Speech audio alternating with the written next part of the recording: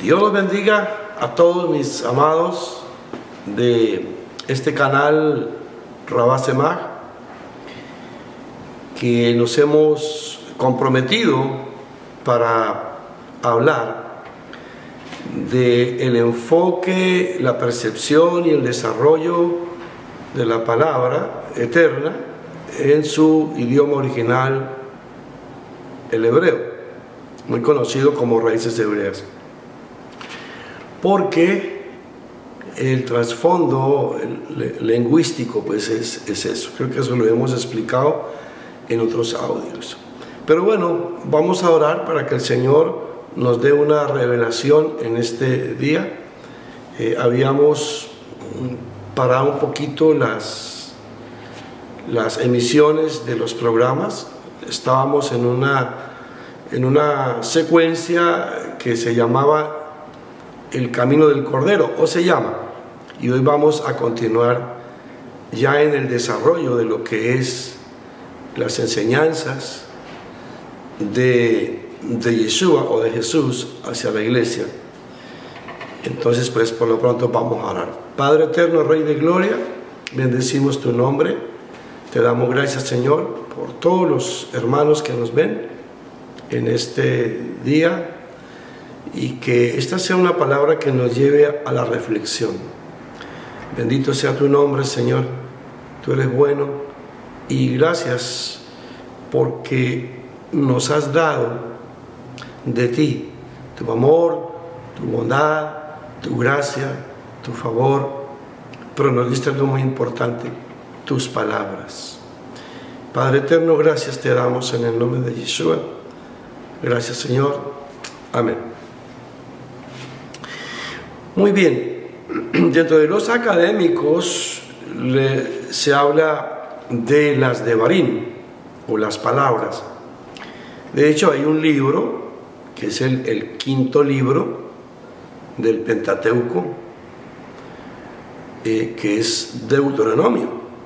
Ese es su nombre griego, porque recuerden que fue traducida, las escrituras fueron traducidas del hebreo al griego, y ese fue su nombre. Pero cuando uno mira una versión hebrea o una Torah, que se llama también Humash, se consigue mucho por internet, entonces ahí uno se da cuenta que el libro de Deuteronomio es la palabra devarim, como decir Éxodo es Shemot, y Levíticos es Vayikra. Y bueno, ahí están los nombres. Hoy hay muchas ayudas y hay muchas Biblias. Entonces, Dios nos dio sus palabras. ¿Dónde lo hizo? En el monte Sinai. Justamente, recién se están celebrando las fiestas de otoño, que son las fiestas de Dios, y se está celebrando hace unos días pasados se celebró la fiesta de Shavuot, hace unos meses atrás, y ese fue el día en que Dios le entregó al hombre, a través de Moisés, le entregó todas sus devarim, o sus palabras, los 10 mandamientos y la Torah, o los primeros 5 libros. Y después se fueron agregando toda la revelación que nos trajeron los profetas, para completar lo que usted y yo llamamos como Antiguo Testamento, que en hebreo es Tanakh. Pero recientemente, hace unos pocos días, se celebró el día del Yom HaBikurim, o el Yom Kippur, que es el día del perdón, o día de las expiaciones. Este es un día muy importante, porque es el tiempo donde el pueblo se pone a cuentas con el eterno Dios. Es ese día que es una fiesta muy importante, donde el hombre viene realmente a ponerse a cuentas para recibir su perdón, para que sus pecados pues sean perdonados y goce de la bendición, de la provisión y de la protección por el año nuevo que viene. Porque en el calendario de Dios hace poco empezó un nuevo año. Por el mes de septiembre, ahí empezó el año con las fiestas de Yom Kippur, pero con la fiesta de Rosh Hashanah, que van ahí pegadas las dos. Y es importante porque primero se celebra la del perdón y después el comienzo del año nuevo para ellos. Ese calendario dice que están en el año 5783 y tiene mucho que ver con nosotros, porque primero la idea era de ellos, o el propósito es que ellos se limpien delante de Dios para empezar un año con promesas. En este sentido es muy importante entender que cada fiesta o moedín, los tiempos de Dios para celebrar todas las fiestas que están en toda la Torah o en toda la Biblia, están en Éxodo, están en Levíticos, en el capítulo 23, están en Números y se han recopilado en Deuteronomio. Deuteronomio o Devarim, pues es como el resumen de los otros 4 libros. Y ya termina cuando Moisés sube al monte Nebo a morir. Y ya en la sucesión, pues ya sigue Josué, que su apellido, su nombre en hebreo es Yehoshua, y ya él es el que entra el pueblo de Israel a la tierra prometida. Ya está todo el desarrollo. Aquí lo importante es entender que en toda la Torah, o sea, desde Génesis hasta Deuteronomio, y después en los profetas, en los salmos, en todo lo que se llama Tanaj o Antiguo Testamento, hace exactamente una mención a Yeshua o a Jesucristo de Nazaret, a Jesús el Netzer. Netzer no porque nació en Nazaret, porque Netzer y Nazaret son diferentes. Netzer tiene que ver con la profecía de Isaías capítulo 11, verso 2, nos dice que vendrá un renuevo, y dice la palabra Netzer, un renuevo, una nueva semilla, herencia. Y quiere decir que esa nueva herencia que es en Jesucristo se ha ido multiplicando. Creo que alguna vez lo explicamos, pero es muy importante entender el misterio del Netzer, que traducido muy rápidamente quiere decir es que cómo el Señor Jesucristo se multiplicó en usted y en todos nosotros y se seguirá multiplicando hasta que los tiempos terminen. Muy bien. Es importante cuando el Señor Jesucristo, o Yeshua de Nazaret, o Jesús de Nazaret, repito, ese es su nombre griego, les dijo un día a sus discípulos, porque los estaba ubicando.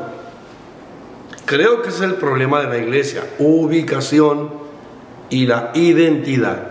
En eso tenemos que ser muy claros. Creo que las 3 preguntas que le hizo Dios a Adán, allá en el Edén, pues son para hoy, porque le hizo 3 preguntas, ¿verdad? Y le dijo, ¿dónde estás? Es asunto de ubicación. Y después le dice, ¿quién te enseñó? ¿O de dónde aprendiste? Entonces, ¿cuál es mi fuente de aprendizaje? Entonces, fíjese usted, 2 preguntas críticas que tienen un peso enorme. ¿Dónde estoy ubicado? De ahí depende mi identidad. Y ahora, tan es importante que ahora dice, ¿cuál es la fuente tuya? ¿Cuál es la fuente de tu aprendizaje? Y después, lo que traduce esas palabras en la tercera pregunta, dice, ¿estás haciendo mi voluntad? Fíjese usted, ubicación, identidad, eso es muy importante. Después, ¿cuál es la fuente que me alimenta, que me nutre? Y si realmente hacemos su voluntad. Dichas estas cosas, vamos a recordar cuando el Señor Jesucristo, Yeshua le dijo a sus discípulos algo.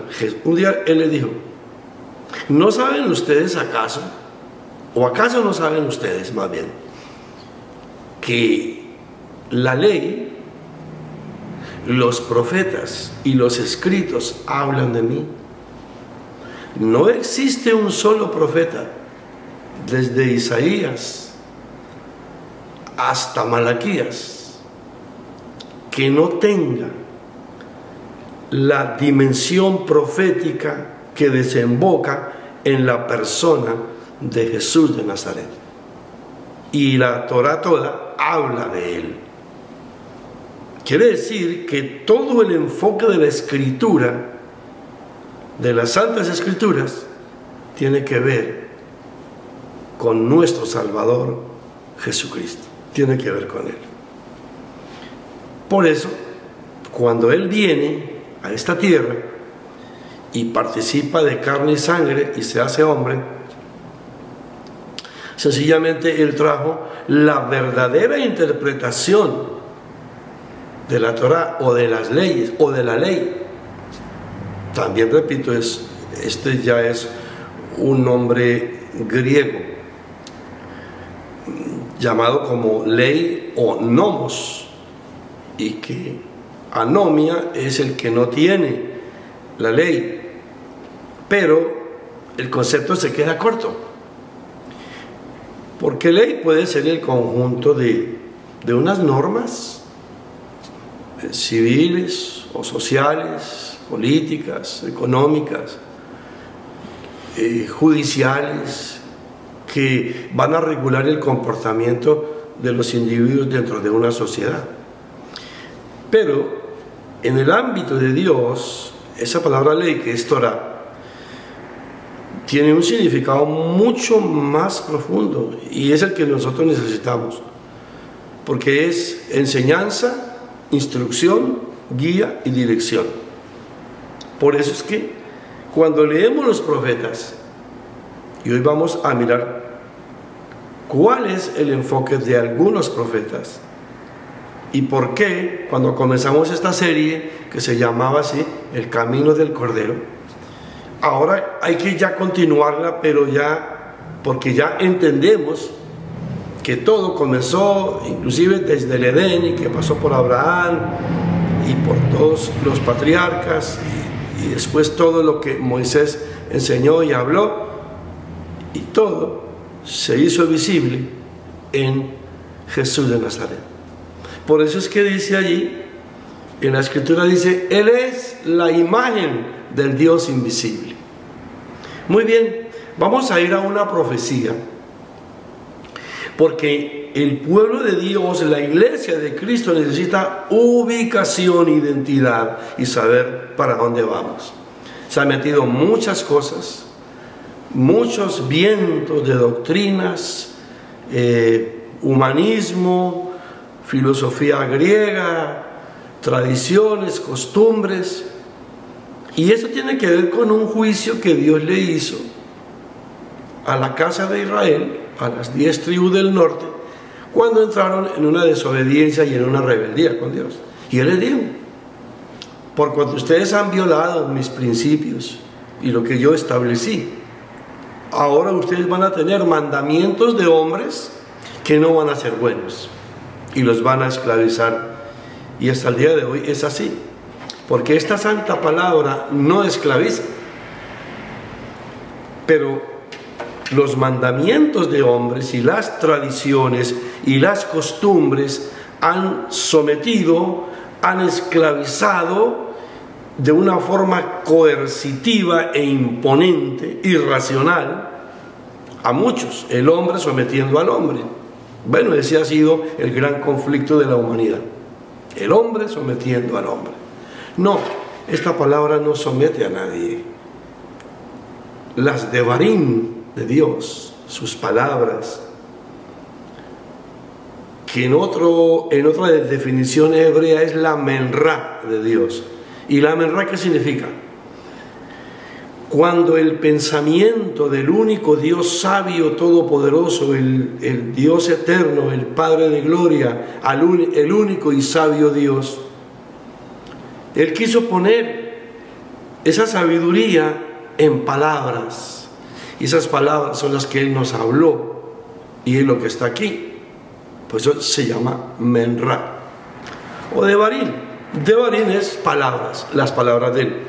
Pero cuando digo menra, es que toda la sabiduría del eterno Dios, Dios Espíritu, las puso en su boca, y de su boca llegaron al corazón de los hombres en una palabra escrita. También en un sistema oral, porque pues se iba repitiendo de generación en generación. Vamos al libro del profeta Jeremías, capítulo 6, y vamos a leer el versículo 16 del libro de Jeremías. Mire cómo dice acá. Aquí Dios envía a este profeta, porque ojo, todos los profetas no hablaron, no tienen el mismo destinatario, no.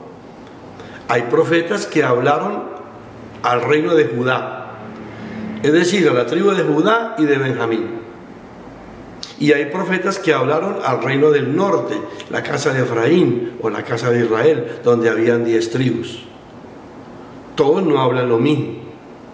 Por eso hay que entender, en el encabezado de cada libro de los profetas, está diciendo, por ejemplo, dice Zacarías, hijo de... y va nombrando la generación, su ancestro, de dónde viene, y dice que habló en los tiempos del rey Joacim. Entonces va ubicando de dónde viene, cuál es su generación y en los tiempos de qué rey habló. Dependiendo de ese rey, sabemos que el mensaje era o para las tribus del norte o para las tribus del sur. En este caso, aquí dice claro que Jeremías le está hablando aquí a la casa de Judá en Jerusalén, porque comenzando el capítulo 6 dice, bueno, en la Reina Valera hay un subtítulo que dice el juicio contra Jerusalén y Judá, y comienza diciendo, huid hijos de Benjamín de en medio de Jerusalén. Está hablando a las tribus del sur, lo que hoy es Judea o Jerusalén, o Judea y Jerusalén. Entonces ahí hay una narrativa histórica muy fuerte, una palabra viva, porque era una exhortación. Y después de que los ha exhortado, por ejemplo, en el verso 13, dice, porque desde el más chico de ellos hasta el más grande, cada uno sigue la avaricia, y desde el profeta hasta el sacerdote, todos son engañadores. Es bien fuerte. Estos 15 versículos son bien fuertes, porque el Señor está sacudiéndose. Bueno, le digo algo, hermano. La palabra del Señor no es un libro de historia muerta, como para leerla inspiracionalmente, como un libro que nos va a recordar ciertos hechos. No, es viva y eficaz, su cumplimiento es ascendente y es eterno. Y si uno mira los problemas que tenía el pueblo de Israel en sus distintas etapas, son los mismos de hoy. Si usted mira las cartas del apóstol Pablo, que no son lo mismo para todas, lo que Pablo escribió a los de Éfeso, eso fue para los de Éfeso. Efesios. Cuando él le habló a los creyentes, tanto judíos como gentiles de Tesalónica, era para ellos, porque él estaba organizando, tratando de solucionar problemas específicos de cada región. Entonces yo no lo puedo tomar como general. Lo que él habló a los corintios no es lo mismo que era para los que estaban en Roma. Son conceptos diferentes. La carta tenía un destinatario y estaba tocando problemas específicos, muy específicos. Quiere decir que el mensaje de la Santa Escritura es específico, concreto, puntual. No es a libre interpretación. Precisamente por falta de conocimiento o de estudio, no sé, N problemas, a veces tomamos todo como general y como que ya pasó. He oído gente que dice, no, eso del Antiguo Testamento, eso fue allá para los judíos. No, Señor, la palabra es eterna. Por eso Jesús les dijo un día, ni piensen, ni se imaginen que yo he venido a hacer levatén. O sea, yo no he venido a anularla, ni a quebrarla. Yo he venido a que se cumpla. Y digo que ni siquiera una tilde, que es un puntito, no se quedará ese puntito sin que se cumpla. Muy bien. Entonces vamos a mirar por qué es importante esto que voy a leer del profeta Jeremías, que fue escrito hace como 3000 años. Mire lo que dice. Así dijo Jehová. Estoy leyendo el verso 16. Párense en los caminos y miren y pregunten por las sendas antiguas. ¿Cuáles son las sendas antiguas? Las sendas de los profetas. Muy bien. ¿Qué tenían los profetas? Una intimidad profunda con su Dios, con el Eterno, con el Creador, con el Santo, con el Bendito. A pesar de que eran hombres, como usted y como yo, no eran ángeles ni querubines, eran hombres también sometidos a pasiones, con emociones, con percepciones, hombres, seres humanos, pero que decidieron ser irrevocablemente entregados a su Dios y a recibir de Él todos los procesos. Ese es un problema grave, porque la gente de hoy quiere ver los grandes sucesos en su ministerio, pero no quiere procesos en su vida. Entonces es muy complicado. Yo no puedo soltar ninguna palabra, ninguna frase de lo que Dios escribió en toda su santa palabra, porque toda ella es viva y eficaz. Y le está diciendo, pero no dice que lo dijo un sacerdote, o que lo dijo Moisés o Aarón. No, está diciendo, así dijo Jehová, o Jehová, así lo dijo él. Párense en los caminos, miren, o sea, presten atención, observen, deténganse a mirar. Esa palabra significa evaluar. Evalúe bien por dónde está caminando, usando el libre albedrío. Dios lo sabe usar muy bien. También les dijo a ellos, hay dos caminos de vida, de bendición, o hay camino de muerte y de maldición. Escoja cuál quiere. Si Dios nos dio el libre albedrío, Él lo respeta. Lo que Él da, no lo arrebata de nuevo. Y Él respeta lo que Él ha establecido. A una sola cosa se sujeta el Dios del cielo, a su propia palabra. Y dice ahora que hay un camino, hay un sendero, hay un camino que usted debe transitar, que debe caminar. Bueno, ¿Por qué dice eso? Jesús dijo, yo soy el camino, la verdad y la vida. Ahora, en el tabernáculo, allá en el desierto, llamaban los hebreos de este tiempo que cuando se empezaba a caminar desde la puerta externa, desde la puerta de afuera, cuando comenzaba a caminar y llegaba al altar del sacrificio y después a la fuente, y así iba transitando hasta llegar al lugar santo y terminar en el lugar santísimo donde estaba el arca de su presencia. A todo eso se le llamaba el camino. Por eso es que cuando Jesús les dijo, yo soy el camino, ellos entendieron qué es lo que Jesús les estaba hablando. Porque era esa senda que los llevaba desde la entrada más externa hasta la presencia del Señor. Entonces aquí, mis amados, hay que mirar en qué camino está usted. Ubicación. ¿Qué camino estamos andando? ¿El camino del legalismo? ¿El camino, como decían, de la prosperidad? ¿El camino del humanismo, de la filosofía? ¿Qué camino estamos transitando? Depende del camino por donde yo vaya, depende de la meta que lograré y depende del lugar al que llegaré.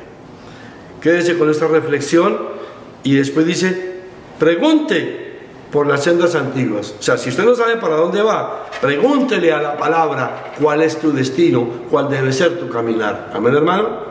Pregúntele a la palabra, que es preguntarle a Dios si el camino que usted, si la vida que usted está llevando hoy es buena, es mala. Pregúntale a la palabra, ella te orienta, te guía. Recuerda que dijimos que la palabra Torah significa guía, dirección, enseñanza. Amén, amados. Esto para que lo tengan en cuenta. Vamos a continuar más adelante, pero quiero que se lleve esto. Sendas antiguas, camine en lo que Dios dice. Camine como Dios dice. Viva como Dios dice. Piense, hable lo que Dios quiere. Y así usted entenderá,